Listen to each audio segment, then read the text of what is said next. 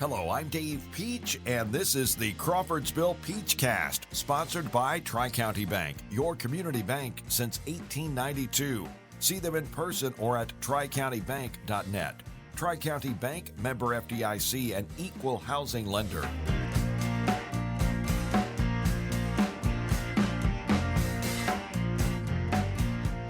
Crawfordsville Peachcast. We are presented by Tri-County Bank, your community bank since 1892. We're also sponsored by Central Indiana Rubber Products, providing power for you. And as always, we say, and Dave Meyer will say it with me, 1, 2, 3. Hello, Todd. Yow. Hello, Todd. Todd wants to do an untoasted, and he wants to do Stand By Me. Ooh, okay. A classic, Dave. We can talk it up many which way. I was thinking about possibly on episode 100, bringing in Todd and doing Stand By Me. That would be in March. I like it. Great idea. And I think you can play like the first so many bars and then you don't have to pay. So we can play the bum, bum, and then we'll have to cut it off maybe. But was there an updated version of Stand By Me for the movie, or was that Lean On Me? I'm getting Lean On Me and Stand By Me confused in my mind. No. I wanted the old Ben E. King version. Stand By Me. Of Stand By Me that I believe that was used in the movie. And I think that, well, first of all, the movie's based on a Stephen King short story called The Body.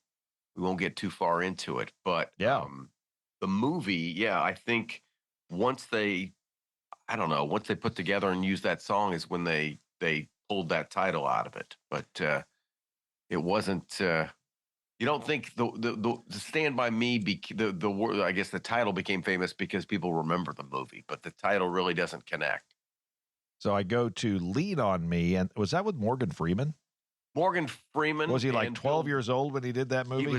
He was young. I think there was slick back. I seem like the mustache was tight, and I don't know how Bill Withers was involved, Dave. Well, I'm going to look up Lean On Me. I've got the I've got the book here. Now there was the hip hop version that came around later that was very popular. Lean On Me, yes.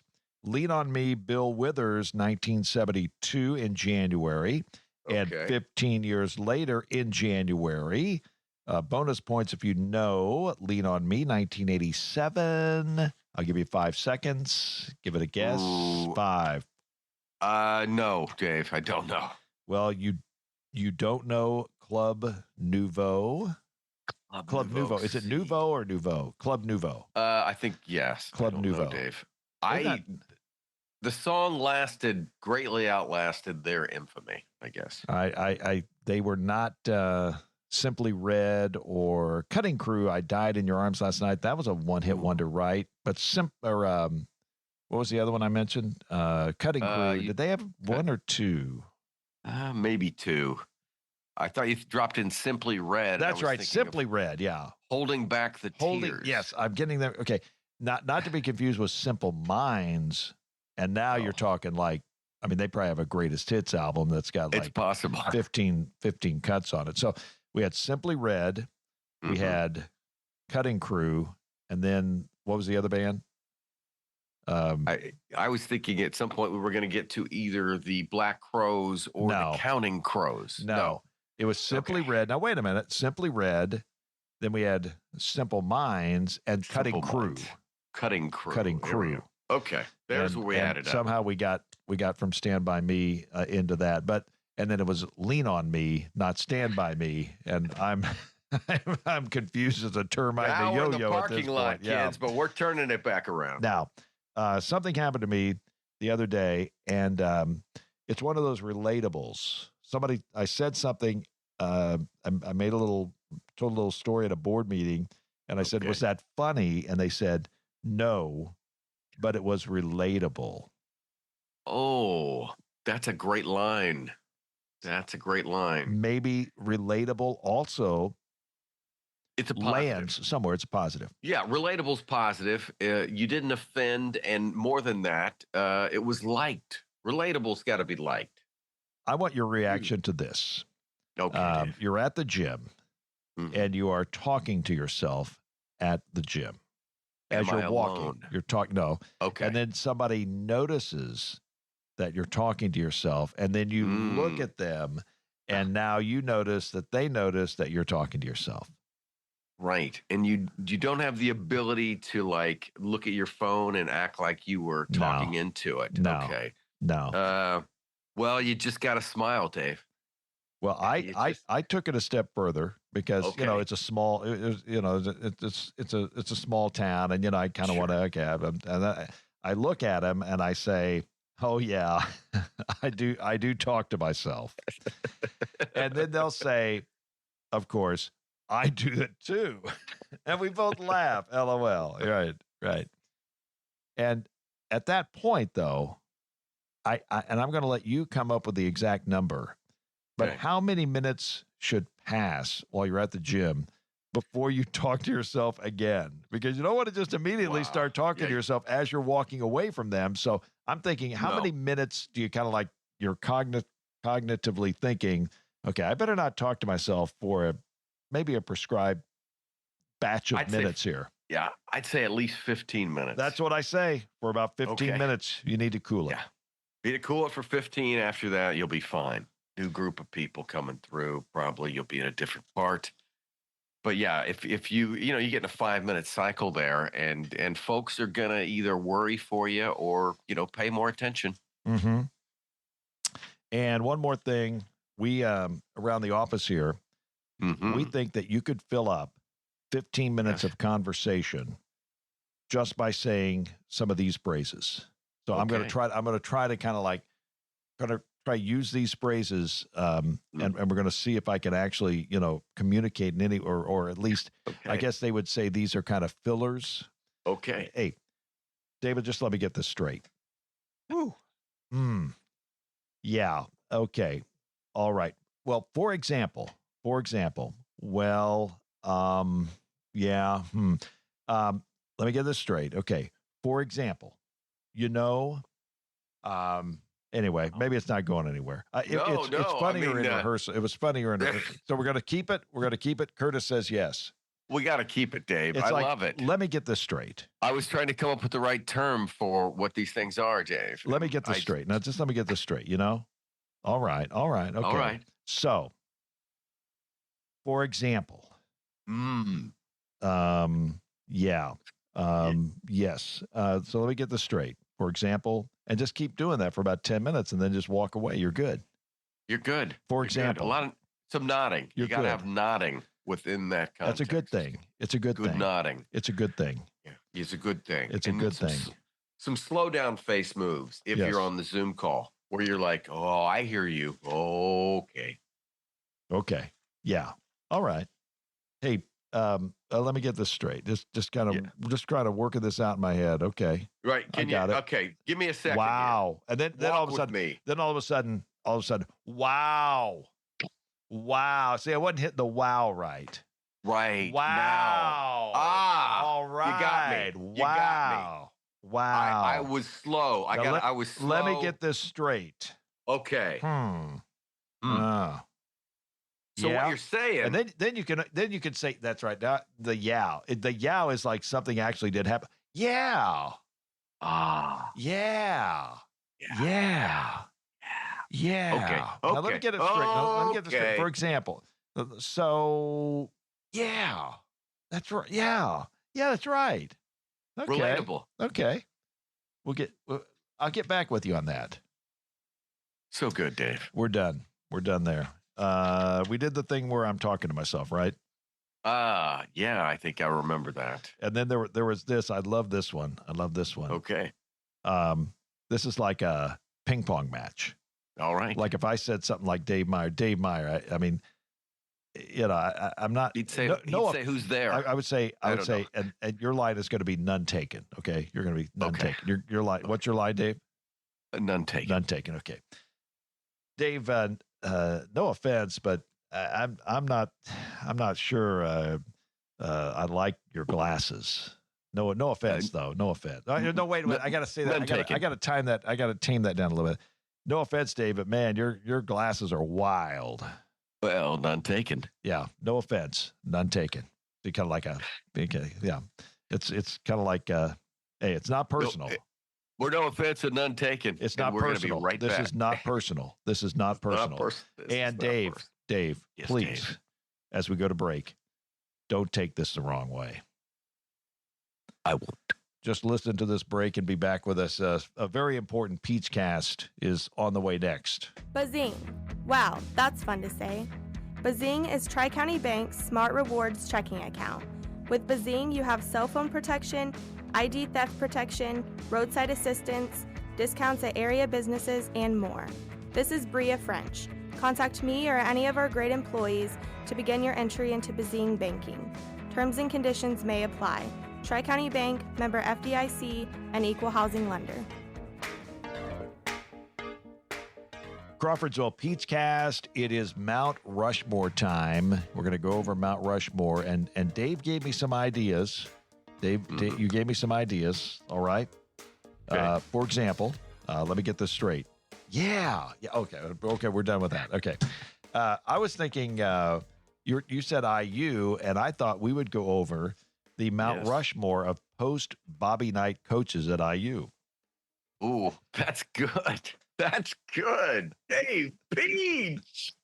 Wow. Now, I'm gonna go off the We're board. filling it up, baby. I'm gonna go off the board. Okay. I'm gonna say these are the Mount Rushmore of post Bobby Knight coaches at IU, and I gotta say that to me, the George Washington has to be Mike Davis. He got him to a championship game. Say. I mean, Boy, he got him to a Mike championship Davis game. now, in retrospect, Dave, gee wizardry, you know? I mean, he was every situation, the first guy through or the new guy after is going to take hits, you know, and he did. And yeah, but 2002. wow, that's good. Okay, so he's Washington. So, and I believe there were 6 of them if you count Dan Dockage. Yeah, well, I was going to say, now, how did Theodore Roosevelt get up there again, Dave? So right place, right time. Right place, right time. Casey Musgraves complex. I mean, you know, the it person. Well, who is okay? But kind of like did El DeBarge make it into the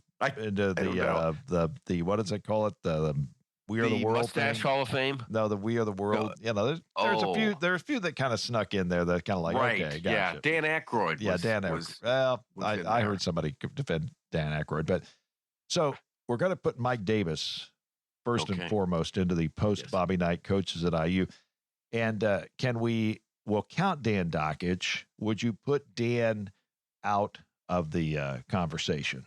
I think I'd probably start him somewhere lower in the rubble. Yeah. And then once we go through, because, let's go. Who's our Lincoln, I guess, right? That's that's a good, I'm going to go, I don't want to hog up all the good lines because there's only 6 of them. Who's your Lincoln?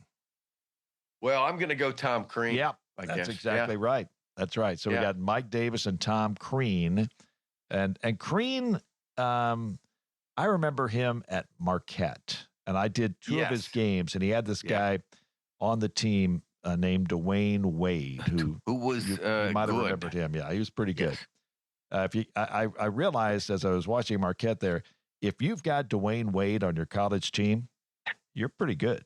But they also had really good. But they also had other guys that really good, like Travis Diener and other guys that I 6'9" guys that could shoot threes and hook with both hands and all that stuff. Let's fast forward to the Marquette program then versus the Marquette program today. Wow. Well, I think it's very similar. Very similar. I mean, Shaka Smart has got him going. I mean, what's your point? Sure. What's your point, David? No, that job was not as. I mean, going from Marquette to IU at that time, right? Yes, was a big move. Yeah, it was a big move. So now you're saying it's not. It would. I mean, it's a. It would be a move down as far as a basketball coach. Wow, Dave Meyer, ladies and gentlemen, he's here all week. So Tom Crean, Curtis, should we? No, he's good. We're going to leave it in. I mean, maybe it'll go viral. So we're going Tom Crean because Tom brought in big recruits. Mm-hmm. Tom had at least a point in his career where he was number one in the country. So I think we go Tom Crean. He was, some people had issues with Tom Crean, but I like that you're doing that. So we're going to go Tom Crean is the Lincoln. So now we're down to we got three. We really got Three to get two. We got we got Archie. We actually have 4 presidents. Yes, I believe. But we've got 2, and we've got 3 coaches for 2 spots. That's true. Okay. So you got Mike Woodson, who is the current coach. Yes. You've got Archie. Right. Help me out on Archie's full name. Archie Miller. Archie Miller. Thank you, Archie Miller. And then we've got Kelvin Sampson. So of those 3, we got to pick 2 to put on the mountain. If we're not going to take Dockage, unless you're going to go Dockage. I got to write this down. I haven't had lunch. Right. We got Creed. No. We got Creed. I'd say, and we got Creed is Lincoln. Davis. Yeah. Davis and is so Washington. really, our slots to fill are Jefferson and Teddy Roosevelt. And Teddy Roosevelt. Okay. So I would say, and I give Crean, he kind of pulled the program together in that he was the one that got a lot of the old school IU alumni players to really come back and embrace the program. So our Jefferson, okay, I'm going to, because I want to say that Mike Woodson is Teddy Roosevelt. Okay, you're going to go Woodson. Yes. So with his recent win over Ohio State. Okay. I like that as we're taping this. So it'll be this will be on the air. If we go Woodson as Teddy, then you got to pick Jefferson. Sampson versus Miller. Unless you want to include Dockage. Unless I go Dockage. Boy, I tell you what. I'm going to go Sampson. Okay. I'm going to go Sampson. Let's got to say, in the pop culture world, he's not done that terribly bad since he left. Yeah, I would say with his, I mean, it kind of the old, you evaluate their college career based on the fact they played 15 years in the NBA. Yeah. Yeah. Oh, they were a great college player. And, I mean, you figure that they had to be because they played 15 years in the NBA, but I know how that bread is buttered, as they say. So, IU post Bobby Knight coaching, Mount Rushmore. The Washington is Mike Davis. Tom Crean is the Lincoln. We've got Kelvin Sampson as the Jefferson and Mike Woodson as the Teddy Roosevelt. We give a copy of our home game to Dan Dockage and Archie Miller. Now, Dan is currently back on the radio in Indianapolis on 1430. You can listen to him from noon to 3, I believe. And Archie Miller is coaching Rhode Island. Is that correct? Yes, that correct? I believe the A-10. Former spot of our good friend Danny Hurley, right? Not Bobby Hurley. Danny Hurley. Dan, who is now Dan was at Rhode Island. Oh. Yes. But we wish he was still at Rhode Island. No, I like, we like Butler, and we like teams in the Big East winning national championships. Yeah, absolutely. We like that. That's fine. Good. Hopefully Butler, I think. Well, I shouldn't say hope. I say hopefully a lot. I'm going to try not to say hopefully. Okay. We are working at Butler to get our own national championship someday. That is the goal. That is what we want. So, David, yes, Dave. I picked the first Mount Rushmore. You can pick the second one. Okay, Dave. Well, I tell you what, I'll throw it out, and you can pick between 2, and then I'll give you my Mount Rushmore of that. And then we can throw other names out for debate. Okay. So, Dave, we can either go John Mellencamp songs or backup quarterbacks in the NFL historically. So across the board, not current. I don't know how many current I know other than the one that the Colts wear on their feet, which is known as a Gardner Minshew, I believe. Oh, man. Sock it to me, brother. Hello. Don't want to be a heel, but. Oh. Well, it's bad, kids. Man, that is a tough, that's a tough pick because I I'm going to go with. I think let's do it quickly. I'll go backup quarterbacks. Okay, I'll go back quarterbacks. I'll go backup quarterbacks, and Okay. I would say that when you're talking about backup quarterbacks, I mean, they may have started a few games. Sure. So no, absolutely. It's kind of like one-hit wonders. Kind of like there's Right. not really a clear definition of one-hit wonders. Very good. Very good delineation there, because some of these names are people that started for different teams and possibly won playoff games. What I'm saying is that for most of their career, they were, or for the portion of which I was most aware. Is that a category, Dave? Yeah, I'd agree. Well, I'm going to go way back. I'm going to go old school. And on my Mount Rushmore of backup quarterbacks, it was a Thanksgiving day in like 1975 or whatever. Clint Longley. Oh, good name. He came in, he threw like 3 or 4 touchdown passes for Dallas, and he was never heard from again. This was not the era where a backup quarterback could get a starting gig and big money. He was the backup quarterback, and that was it. But he did come in. He won a fantastic game. Pat Summerall and Tommy Berkshire on the call. So Clint Longley is on my Mount Rushmore of backup quarterbacks. But I will update my references as we move on. Well, okay. I'll pick from, my fourth of my 4 is Doug Flutie. Gotta love the drop kick. The drop kick, old school, the fact that, he backed people up and then, had a few moments. Buffalo had the Flutie Flakes, and, I think he won a game or two for the Bears even. But for the most part, he was when he wasn't in the Canadian League, he was on the bench. So Doug Flutie is one. I'll name one other, Dave, coming back from an older era. And this was like, and I think I was trying to kind of comb the archives. This may be my first backup quarterback reference. Earl Morrall. Man. Yeah. Earl Morrall. There was no moral decay when he came in. Now, because he did come in and win a playoff game, right? When he was about, he was at the time when guys were retiring pretty early. I think Earl was playing late. He wasn't George Blanda old, but he was like 40 or something, and came in for like Greasy when he gets hurt, and they win a playoff game or something. I think, was that a part of the undefeated season? Earl Morrall, yes, you are correct. Earl Morrall came in, and he won several of the undefeated games, I do believe, and then Greasy came in and took over toward the end. So Earl Morrall is on that list. Give me another name, Dave. I like Earl. I'm going to go. I want to go at least in recent memory, and I like Jacoby Brissett. Oh yeah.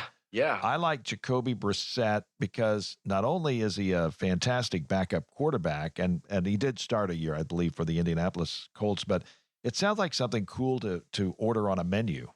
It does, Dave. And I think, while he was here, and he was here in a terrible situation, right? It's like, hey, we just got a phone call, and Andrew not going to play anymore. So you're the man. Well, actually, that played out on live television during an exhibition game. There was the cat out of the bag. Let's just say, yeah. So, I mean, he Genie did it out of the bottle, whatever you want to say. I don't know. Fast forward last year or 2 years ago, he did it in Cleveland while they were waiting for their quarterback. He was their kind of backup guy starting and did pretty well for them there. So, and I also think he won like NFL Man of the Year while he was with the Colts. So, Jacoby Brissett, it does sound like something tasty. Yeah, it sounds like I'll have it medium rare. I don't know if maybe it's a dessert. I think it's probably a dessert. Jacoby Brissett. I'll have that. I tell you what, the Jacoby Brissett, it's like a croissant or something over there. Yeah, pineapples. I'll have that. Yeah, here we go. I love it. Okay. I love it. Jacoby, if you're listening, I'm sorry. I'm doing this. I did an interview with a guy. We mean it with love. I did an interview with a guy. I should say. I did an interview with the commissioner of the TBL, Carnell Wiley. And Carnell, if you're listening, then wow, I'll be very impressed. But he was saying, he was like doing the interview with me, and he was going, Eric Musselman, if you're listening to this, I'm going to tell you this.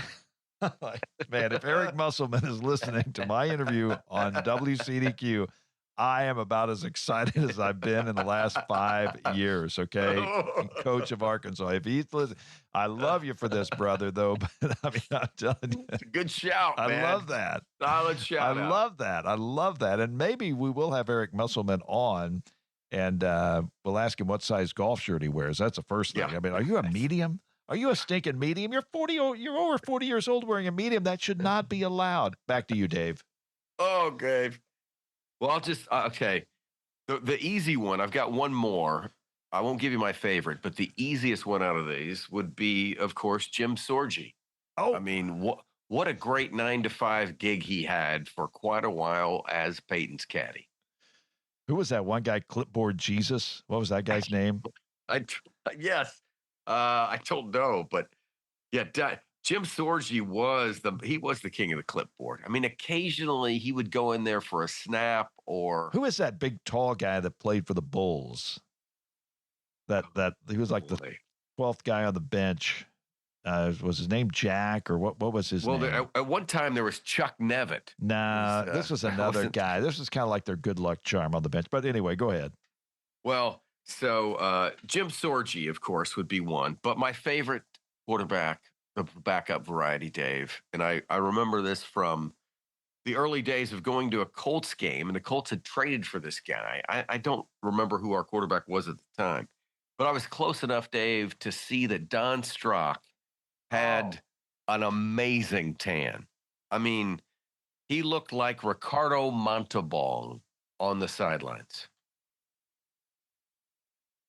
Don Strock, I believe. What did he play in that San Diego Miami game? I do. The one with the flea flicker that went to double overtimes and they blocked kicks, and yeah, that was an incredible. Kellen Winslow was had an unbelievable game, And that was the immortal Don Criqui call. And Don. To me, Don is one of the top. I mean, I'm going to go sportscasters here.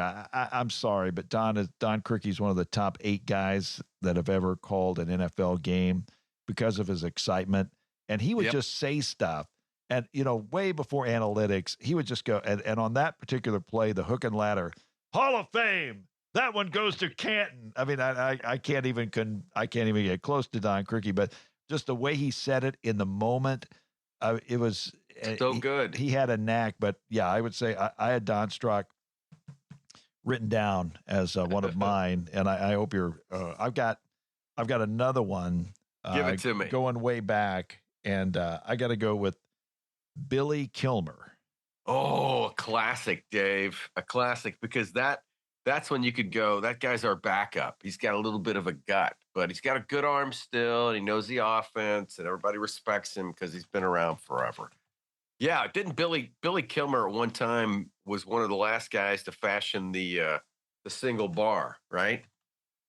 Well, or am I messing him up with Sonny Jurgensen, Dave? No, you're right, and it really doesn't matter. It was, but one time I remember Billy Kilmer came in and won a game in reserve, and he had like a bandage on his nose. And so the following week, everybody at the stadium was wearing bandages on their nose in honor of Billy Kilmer. I don't even know who he was backing up at that point, but I don't know if Billy Kilmer backed up Sonny Jurgensen or Sonny Jurgensen backed up Billy Kilmer, but I like them both. Yeah, classics, Dave. They were classics. Now, it was Jack Haley, drafted in 87 by the Chicago Bulls. I think he was kind of their good luck. Jack Haley, yes. Jack Haley, yeah. Jack Haley. And I don't know if he was related to the Tin Man guy, but who knows? Yeah. And here we go. I go with Clint Longley, Billy Kilmer, Jacoby Brissett. Light on the mustard. And I don't even know if he was a backup quarterback. I had Don Strock down, but I'll go with a different name. Steve Grogan. Steve Grogan, yes, former New England Patriots, I recall. Where else did he play? I'm not sure. And then there was another guy. I like Grogan because I like the name. Yeah. But Dave, one guy that we did leave out, the immortal, Matt Ryan, Ooh, and yes. Matt Stafford. They are not backup quarterbacks. Yeah. They are not backup. But how about a guy with the same first name, Matt Castle, who came in for Tom Brady when Brady was injured that season? Matt Castle. And had an incredible year, right? Got him in the playoffs. I don't think he made the playoffs. They didn't make the playoffs? I think they won like 10 games and didn't make I think it was like they were the only team that won 11 games that didn't make the playoffs. Wow, because he ended up getting a great contract out of that and going to San Francisco, I believe. Matt Castle, Dave, the first thing that really strikes you about Matt Castle is how you spell Castle. Cassel. One L. And the second thing about Matt Castle is he led the Patriots to 11 wins, and they did not make the playoffs. 11 wins in a 16-week season and didn't make the playoffs. How does that happen? Just the way it Wow. I do recall that year and thinking, okay, we'll take that. That's crazy, but almost as crazy as how he spells his name.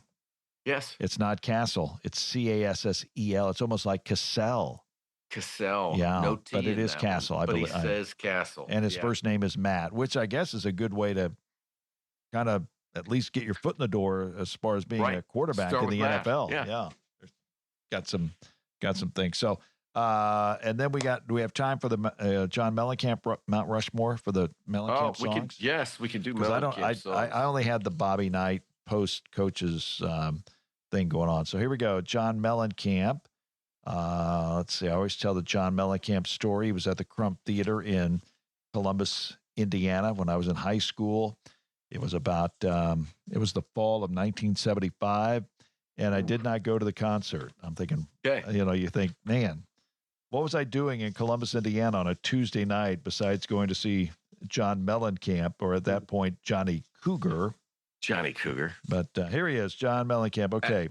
As he was known. I am looking at the list of his 18 hits, which might not necessarily be all-encompassing as far as his Mount Rushmore, but I'll let you. Well, I would say I'm going to start with his best, what I feel like it would be his most well-known, which I don't know if it's his highest charting song, so this is great.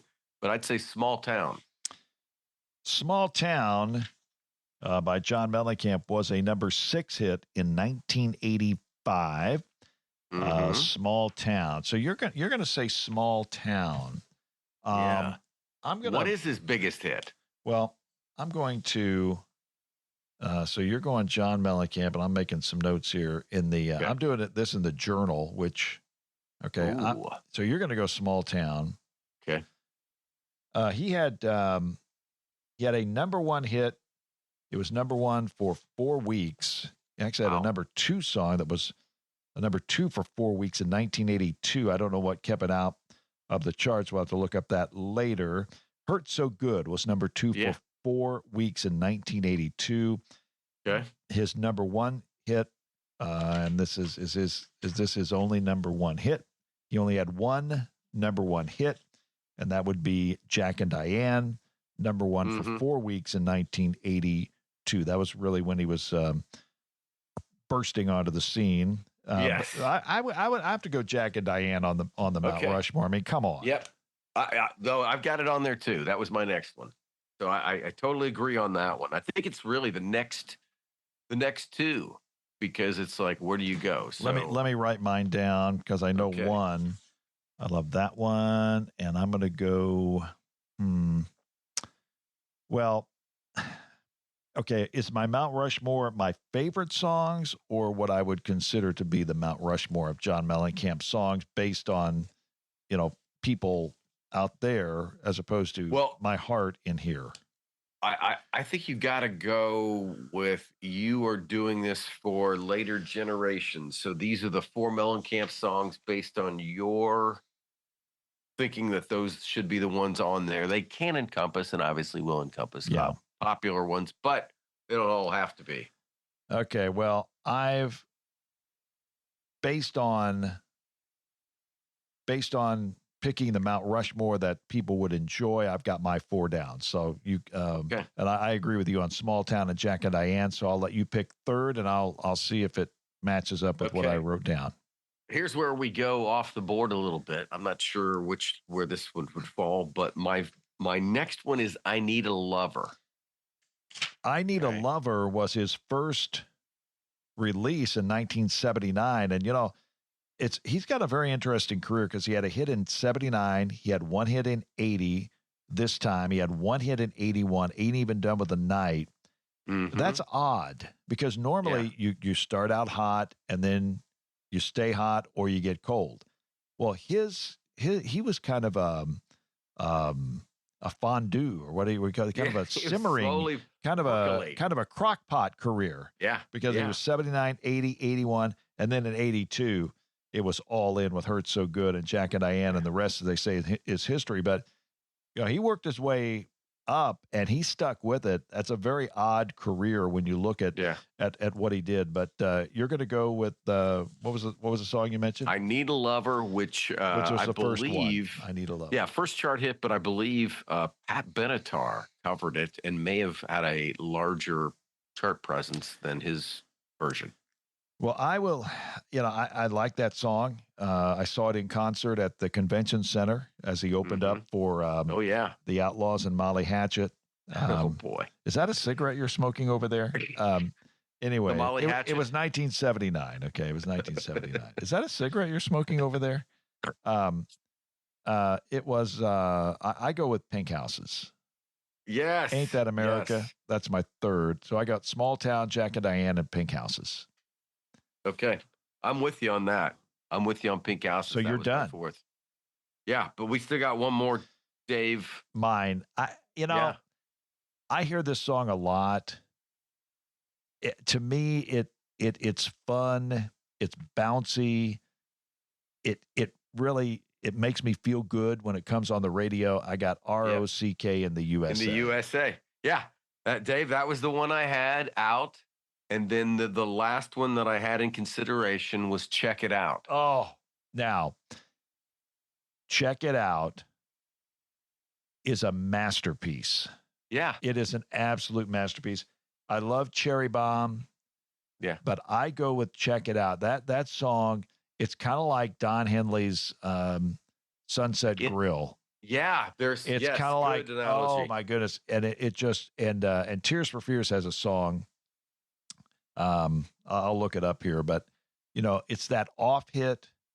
I'm a hit guy. I know I don't, when it comes to Steely Dan, I know all 7 of their original albums, or the first 7. And I go chapter and verse, all the cuts, and all that stuff. But when it comes to other artists, I kind of grade them on hits, but although I did listen to a lot, I listened to every John Mellencamp album, every, Don Henley album, but that Sunset Grill, Down at the Sunset Grill, but it's something about Check It Out that makes me, 1988. There was a pivot there with the music that was the last album that he had that band together. John Casella, the guy that played the squeeze box and sax and kind of was a big part of that sound. He died way before his time, and that was kind of I don't know, I see that Check It Out as like a pivot. Yes, definitely so. And it was a big hit for Tears for Fears, Sowing the Seeds of Love. Mm-hmm. But that was actually number 2 for 1 week, so it wasn't an off hit, but it was their second album and maybe the only big hit on that one album. But when it comes down to John Mellencamp and Check It Out, it's like I just think about a time, and I think about I don't know. It's just something that it just moves me to think about where I was and where I am and what I'm going to do. And there's another song, and it has nothing to do with anything that we've been talking about, but for some reason, White Snake's Is This Love? Yeah, and I've noticed that we've gone through two different providers of music. And that Okay. baby is still on a lot as far as classic rock. Is this Wow. love that I'm feeling? Da, Wow. da, da, da. I think about Some songs. going to Subway when I only got $8 and figuring out if I got enough to make it through. I got 2 meals, and I guess I could eat at Subway now. And then what am I going to eat tonight? But that was another time. But I think about those times, and even though. I don't know. Is this love? I don't know why. What is it about some of those songs that they reach you in an area that it's just like, wow, they take you right back. Yeah, they do. And, so much what the rotations were, how much you were around radio, then, the times you would come in and out of that stuff, all the stuff you were going through then gets attached to the significance of that song. And then it's got a big place on your hard drive, and then somehow, some way, the algorithms catch into that, and we're right back in those places. And I'm looking at this page in my little book here, Whitesnake, Is This Love, 1987. Again, that 87 for me, probably that 84 to 88 is that introspective time of music for me. Is This Love hit number 2 in 1987. And on this little... I love this. On this page that I'm looking at right now, you've got White Lion. Mm-hmm. You've got White Plains, My Baby Loves Lovin', going all the way back to 1970. My baby loves lovin'. Da, da, da, da, yep. And she loves what I love, and she loves Yes. and loves it. She loves, really loves it, and I love it, and my baby loves it, and love and love and love. When in Rome, The Promise. Hello, Ooh. Napoleon Dynamite. The Promise. Barry White is on this one. Barry White. Wow. And Maybe. So this guy only had one hit. That's right. He only had one hit. Next page is the Who. Okay. Roger Whittaker, The Last Farewell. Roger Whittaker. What a smooth voice. That is an Golden enunciator's dream. Yes. Back to you, Dave. Ann Harper must have loved that guy, Roger Whittaker. There's a ship in the harbor. I mean, I can't even, come on, Roger Whittaker. Kind of like somebody go, hey, let me do my James Earl Jones impersonation, That ain't going to happen. It's hard to do. Well, anything else that we need to add? No, we got it. I don't think so. I think we've killed a good amount of time and had a good amount of fun talking about fun things, Dave, and we hope that no one had trouble keeping up, because we sure they didn't. I bet they didn't. But we've got the always exciting segment 3 coming up next on the Crawfordsville Peachcast. Central Indiana Rubber Products provides the power for you. Central Indiana Rubber Products, or CIR, keeps farm equipment and local manufacturing processes running with gaskets, belts, seals, and O-rings, among a variety of other products and services. Employee-owned and always customer-focused. Central Indiana Rubber Products, 989 West, 83 North, Crawfordsville, and at indianarubber.com. Central Indiana Rubber Products, or CIR, power for you. Again, segment 3, we kind of throw stuff out there, and we talked about this gentleman, John Mellencamp, and I don't know if you watched John Mellencamp's interview with Dan Rather on Access TV. I think I've seen clips, but I don't think I've seen the whole thing. Yeah, I would imagine there's 4 people in the world that watched it like I did and actually wrote down the quotes. He said there's only room for one person that's like that, and you're looking at him. Yeah. There's only let's put the word boss in there. There's only room for one boss, and you're looking at him. His nickname used to be Little Boss. Yeah. And then he just became Boss. And he says, democracy doesn't work in a band. No, he said period. And then he said period. And Rather said in a band, and Mellencamp countered period. Oh, Dave, that's so good. I love that. There's only room for one, and you're looking at him. I love that. And another one. Well, go ahead. it's good. You I was react gonna to say that. it's React good to that. if you're at least aware of it. That means that's good. That part of it. It's you're not you know that you're being the boss, I guess. And in the immortal TV show, A Man Called Shenandoah, Mm-hmm. and he lost his memory, didn't know who he was, and he was searching the country to find out who he was. You can't build much of a future unless you know something about the past. Yes. I always love that word, Shenandoah. Dave. Yeah. And this is where we now go into we're going to analyze the entire set of lyrics to the Josie and the Pussycats cartoon theme. Are you ready, Dave?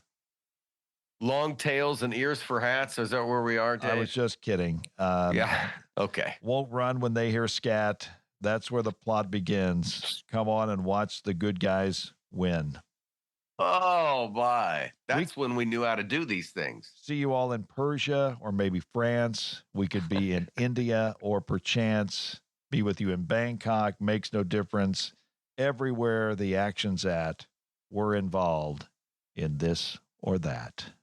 And at some point, Dave, what do I remember in my head? The hurry part of it. That was part of the magic. Yeah, that's right. Yeah. Josie and the Pussycats. Josie and the Pussycats. And I think with that, we'll call it a Peach Cast. It's a Peach Cast, Dave. It's been a pleasure, as always. If you've listened to this entire show, I think we probably need to send you a gift card of some type.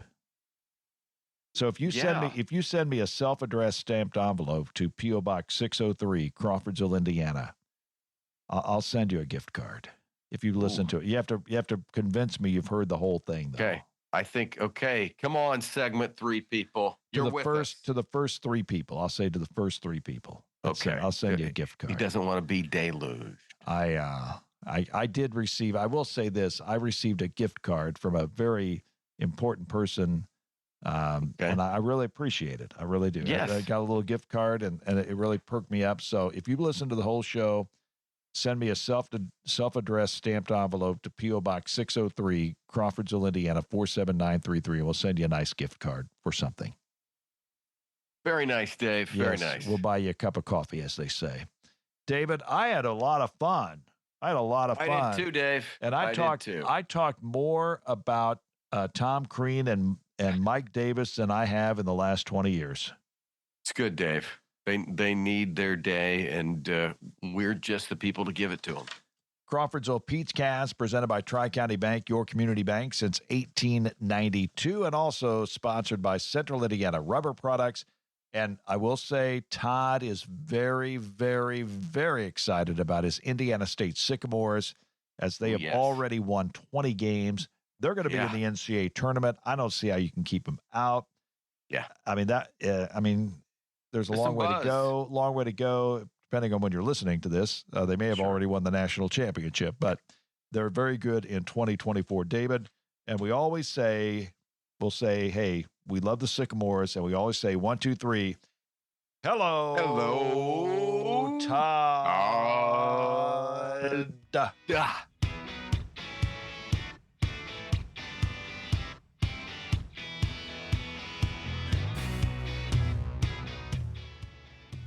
Thanks for listening to the Crawfordsville Peach Cast, sponsored by Tri-County Bank, your community bank since 1892. Tri-County Bank, member FDIC, and equal housing lender. I'm Dave Peach. Join us every Thursday for a new episode on Apple or Spotify. Please like, subscribe, and download the Crawfordsville Peach Cast. This podcast was produced and edited by Up There Media and is a presentation of Fork Broadcasting Digital.